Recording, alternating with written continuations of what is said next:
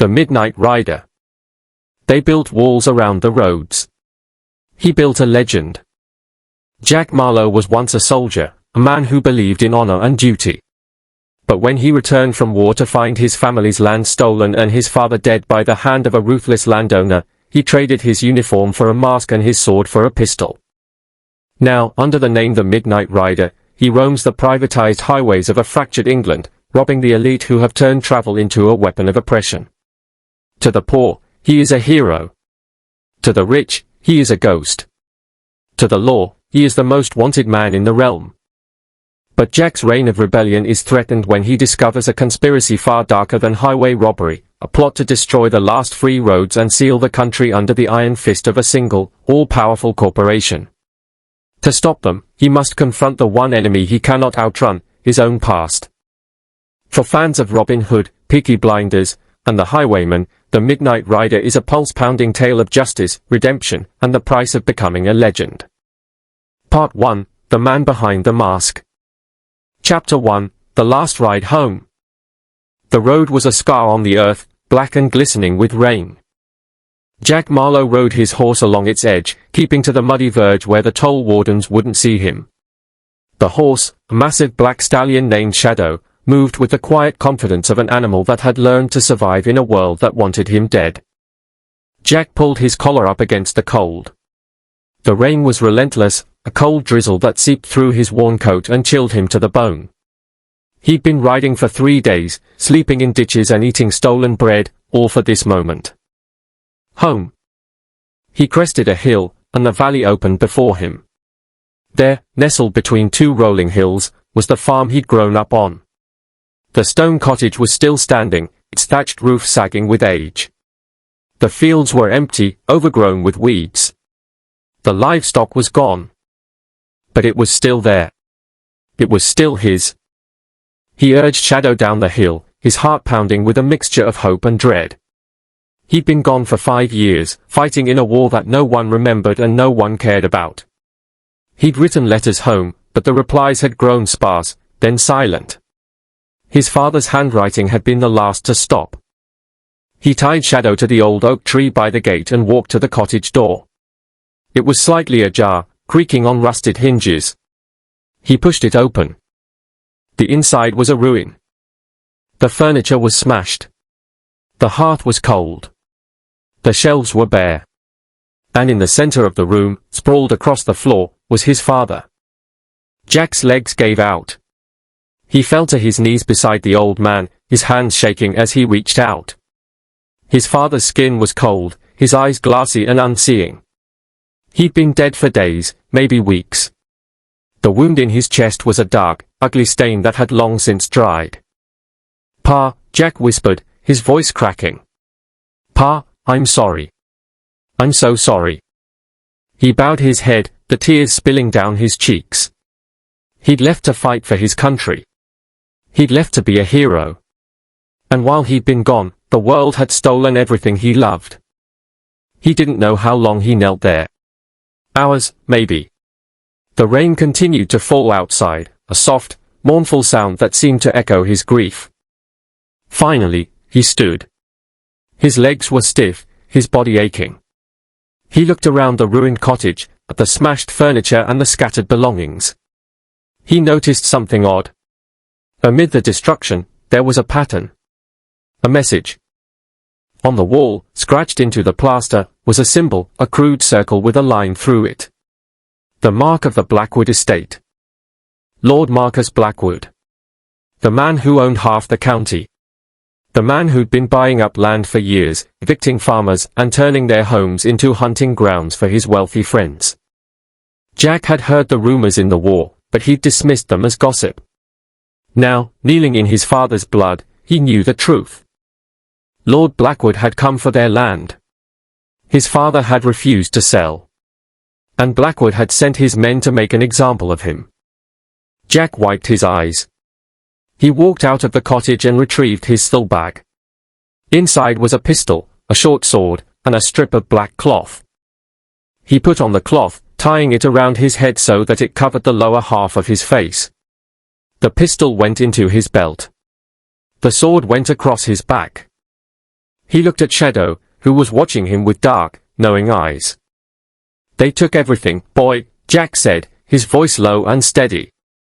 "Now we're going to take it back." He mounted the horse and turned toward the main road. The rain was letting up, and the moon was beginning to break through the clouds, casting silver light across the landscape. Tonight, Jack Marlow died. Tonight, the Midnight Rider was born. Chapter 2, The Toll of Tyranny. The toll was a wall of stone and iron, stretching across the road like a scar. Guards patrolled its battlements, their torches flickering in the damp night air. Below, a gate of heavy oak barred the way for anyone who couldn't pay the price. Jack had seen tolls like this before. They'd sprouted up all over the country after the war, private checkpoints owned by the wealthy, charging exorbitant fees for the privilege of travel. The poor couldn't afford to pass. The middle class had to sell their belongings just to visit family. Only the rich were free to move. But Jack wasn't going to pay.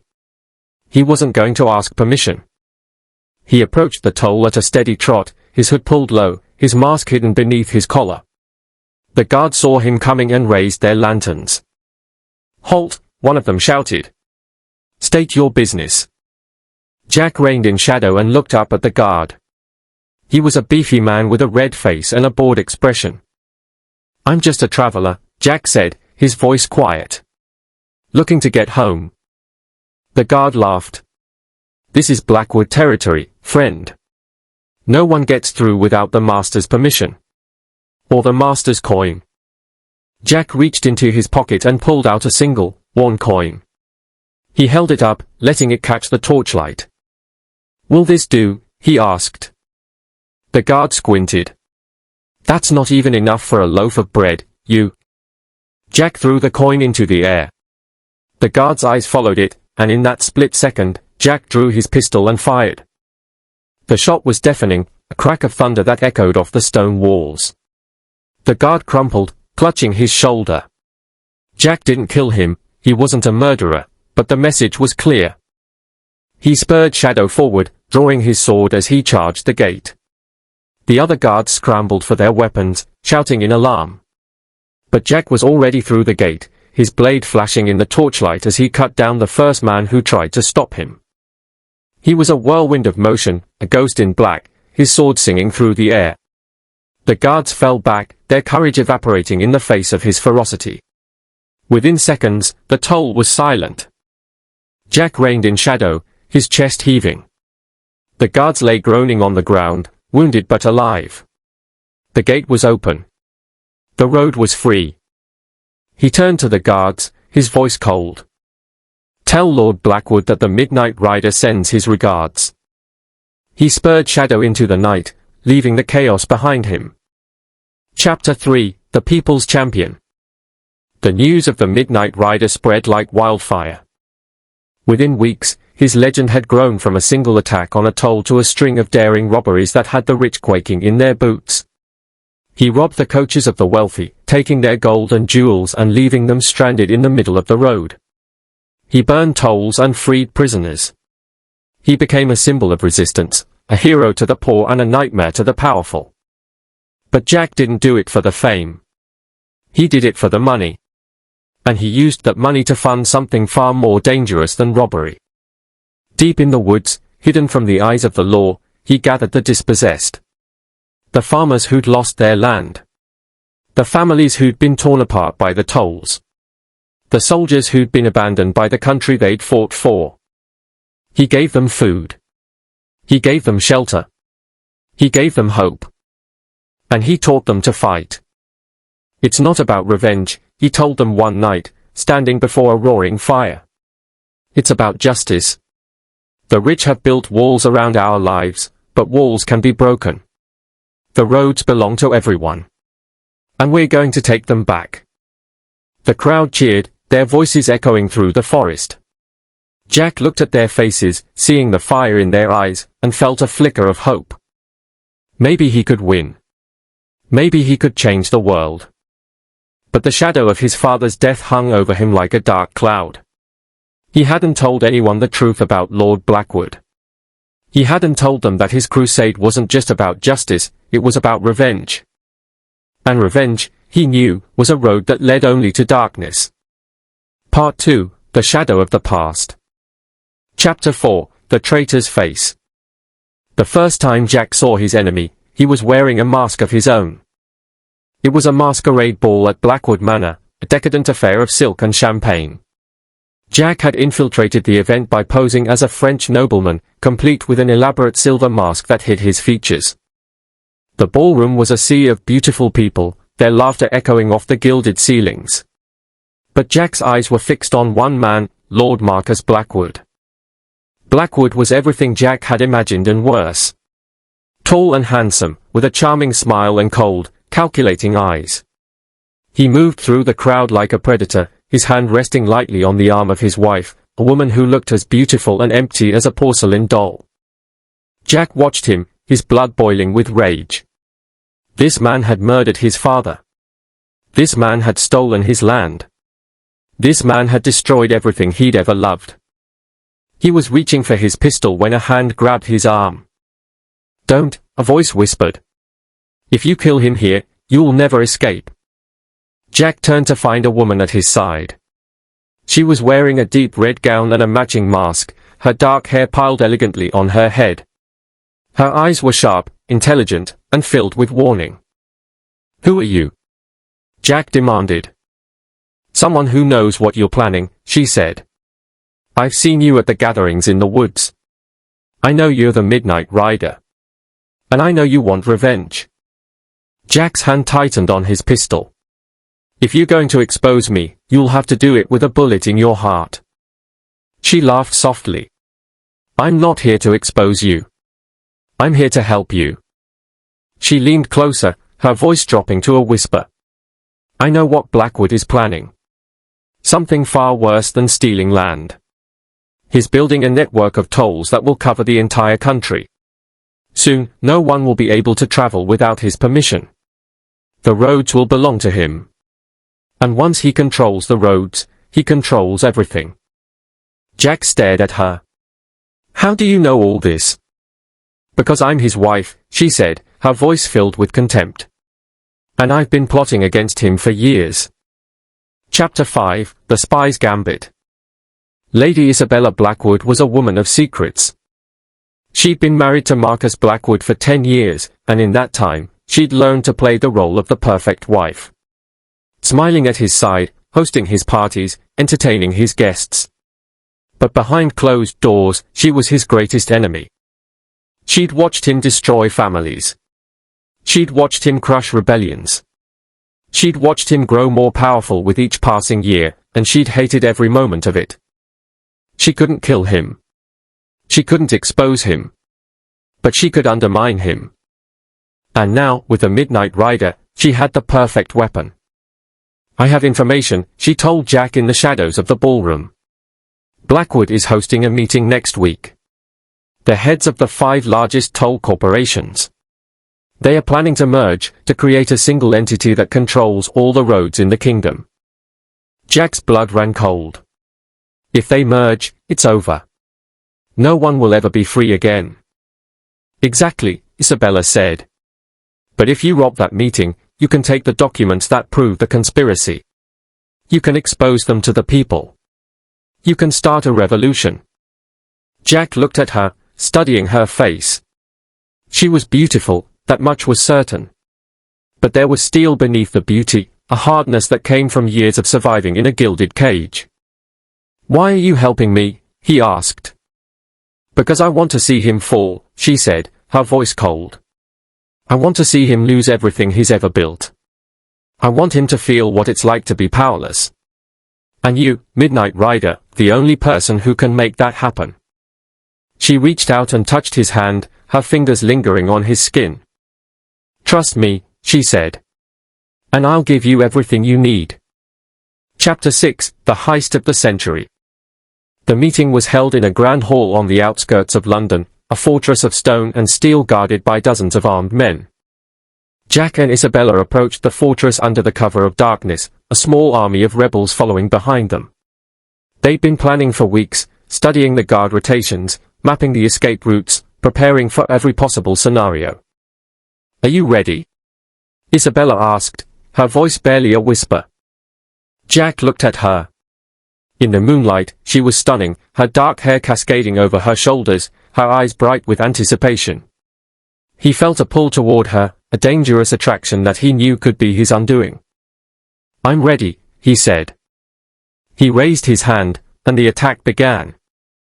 The rebels swarmed the fortress from all sides, their torches blazing, their weapons flashing. The guards were caught off guard, their training overwhelmed by the sheer ferocity of the assault. Jack led the charge into the great hall, his sword singing through the air. He cut down 2 guards with a single stroke, his movements fluid and deadly. And there, at the center of the hall, were the 5 Toll Lords. They were men of wealth and power, their faces twisted in shock and fear. The documents were spread out on the table before them, the plans for their merger laid out in black and white. Jack grabbed the documents and stuffed them into his coat. The Toll Lords scrambled for their weapons, but Jack was faster. He had his pistol drawn before they could react. "Don't move," he said, his voice cold. "I don't want to hurt you. But I will." The Toll Lords froze, their eyes wide with terror. Jack looked at them, these men who had destroyed so many lives, and felt a surge of contempt. "You're going to rot in prison," he said. "All of you." He turned to leave, but something stopped him. A figure was standing in the shadows, a man in a black coat, his face hidden by a hood. "Impressive," the figure said, stepping forward. "But you forgot one thing, Midnight Rider." Jack raised his pistol. "Who are you?" The figure lowered his hood, and Jack's heart stopped. It was Lord Blackwood. And in his hand was a pistol, aimed directly at Isabella. Chapter 7, The Price of Betrayal. "Hello, my dear," Blackwood said, his voice dripping with false affection. "Did you really think I wouldn't know?" Isabella's face was pale, her eyes wide with fear. "Marcus, I can explain." "You don't need to explain," Blackwood interrupted. "I've known about your little plot for weeks. I've been waiting for you to lead me to the Midnight Rider. And now, here he is." Jack's pistol was aimed at Blackwood, but he couldn't fire. The Toll Lords were behind him, and Blackwood's men were pouring into the hall. They were surrounded. "Let her go," Jack said, his voice low and dangerous. "This is between you and me." Blackwood laughed. "Oh, I'm not going to kill her. That would be too quick. No, I'm going to let her watch as I destroy everything you've built. The rebels in the woods. The families you've sheltered. The hope you've given them. I'm going to crush it all, Midnight Rider. And then I'm going to kill you." Jack felt a cold fury rise in his chest. This man had taken everything from him. His father. His land. His future. And now he was threatening to take the only thing Jack had left, his cause. He lowered his pistol. "Fine," he said. "You win. But let the rebels go. They were just following me." Blackwood smiled. "That's the spirit. I knew you were a reasonable man, Jack." Jack froze. His name. Blackwood knew his name. Surprised? Blackwood laughed. "I know everything, Jack. I knew your father. I knew what he was hiding. The land he refused to sell wasn't just a farm. It was a burial ground. The last resting place of the old kings. The ones who dreamed of a free England. And I will not let that dream rise again." Chapter 8, The Truth of the Past. Jack was thrown into a cell beneath Blackwood Manor, a dark, damp place that smelled of mold and despair. He sat in the corner, his hands bound, his mind racing. Isabella was in the cell next to him, her face streaked with tears. "I'm sorry," she whispered through the bars. "I should have known he was watching me. I should have been more careful." Jack shook his head. "It's not your fault. He was always going to find us. He's too powerful." Isabella was silent for a long moment. "There's something I haven't told you," she said. "About your father. About the land." Jack looked at her. What do you mean? Your father wasn't just a farmer, she said, her voice barely a whisper. He was the last keeper of the old ways. The one who guarded the secrets of the ancient kings. The land wasn't just a farm. It was a symbol. A promise. A line that Blackwood couldn't cross without destroying everything he claimed to protect. Jack stared at her. Why didn't you tell me this before? Because I didn't know if I could trust you, she said. But now I know. You're not just a highwayman, Jack. You're the last heir to a legacy that stretches back 1,000 years. And Blackwood knows it. That's why he killed your father. And that's why he's going to kill you. Jack felt the weight of her words settle on him like a shroud. He'd thought he was fighting for justice. He'd thought he was fighting for revenge. But he was fighting for something far older. Far deeper. He was fighting for the soul of England itself.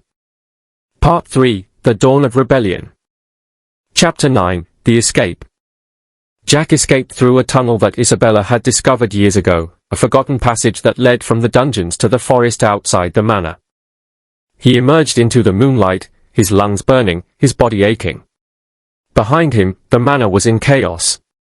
The rebels had heard about his capture and had launched an assault on the estate.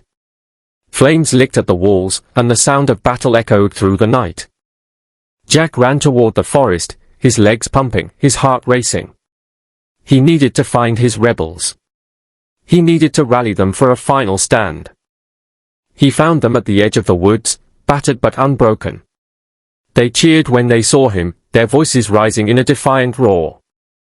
The Midnight Rider, they shouted. He lives. Jack raised his sword, his voice ringing out across the clearing. Tonight, we fight, he shouted. Tonight, we take back what's ours. The roads belong to the people. And we will not rest until every toll is torn down, every wall is broken, and every man, woman, and child is free. The rebels roared their approval. They followed Jack into the night, a tidal wave of fury and hope.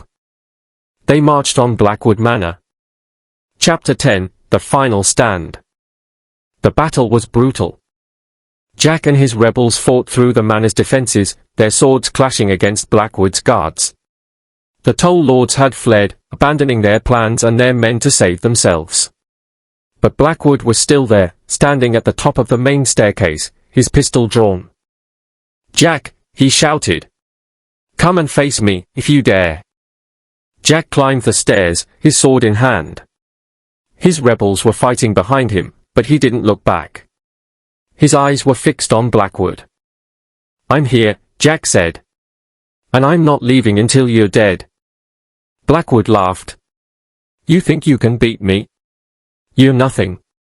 A peasant. A thief. A ghost. Jack lunged forward, and the battle began. They fought through the manor, their swords ringing against each other. Blackwood was skilled, but Jack was driven by a fury that burned hotter than any flame. He drove Blackwood back, step by step, until they reached the roof. The night sky stretched above them, vast and cold. Below, the manor was burning, the flames casting an eerie glow across the landscape. Look at what you've done, Blackwood spat, gesturing at the destruction. You've destroyed everything. Your legacy. Your cause. Your life. Jack shook his head. No. I've built something. Something you'll never understand. Hope. He struck, and his blade pierced Blackwood's chest. The Lord staggered, his eyes wide with shock. He fell to his knees, his hands clutching the wound, and looked up at Jack. Your father was a fool, he gasped. And so are you. Then his body went limp, and he crumpled to the ground. Jack stood over him, his chest heaving, his sword dripping with blood. He felt no triumph. No joy. Just a hollow emptiness that echoed through his soul. The Midnight Rider had won. But Jack Marlow had lost everything. Chapter 11, The Legacy. The days after the battle were a blur. Jack led his rebels through the countryside, tearing down tolls and freeing prisoners. The people rose up behind them, a wave of hope that swept across the land. The toll corporations crumbled. The roads were opened. The world was changing. But Jack couldn't find peace. He wandered through the ruins of Blackwood Manor, searching for Isabella. He found her in the garden, sitting on a stone bench, her face streaked with tears. "It's over," she said. "He's dead. The tolls are falling. You won." Jack sat down beside her. "I don't feel like I won." She looked at him, her eyes filled with sorrow. "That's because you're still mourning. Your father. Your past. The man you used to be. But you can't go back, Jack. You can only move forward." Jack was silent for a long moment. Then he reached out and took her hand. "What do we do now?" he asked. Isabella smiled, a small, fragile smile.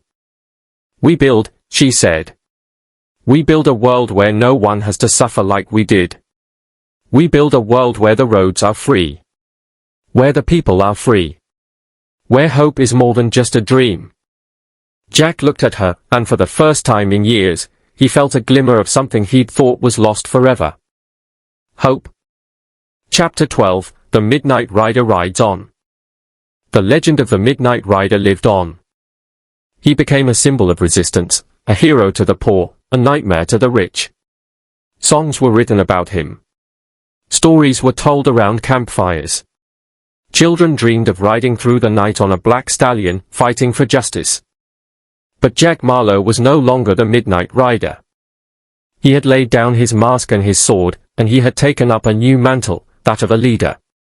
He worked alongside Isabella to rebuild the country, to tear down the walls that had divided it, to create a future that was worthy of the sacrifices that had been made. The roads were free now. The people were free now. And Jack, finally, was free too. But sometimes, on dark and moonlit nights, he would saddle Shadow and ride out into the countryside. He would stop at a quiet hill and look down at the farms and villages below. And he would remember. The man he'd been. The man he'd become. The legend he'd left behind. The Midnight Rider was gone. But the hope he'd inspired would live on forever. Epilogue, A New Dawn. Years later, Jack Marlow was an old man. He sat on the porch of a small cottage in the countryside, the sun warming his face. The world had changed. The tolls were gone. The roads were free. The people were prosperous. Isabella was beside him, her hand in his, her hair streaked with grey.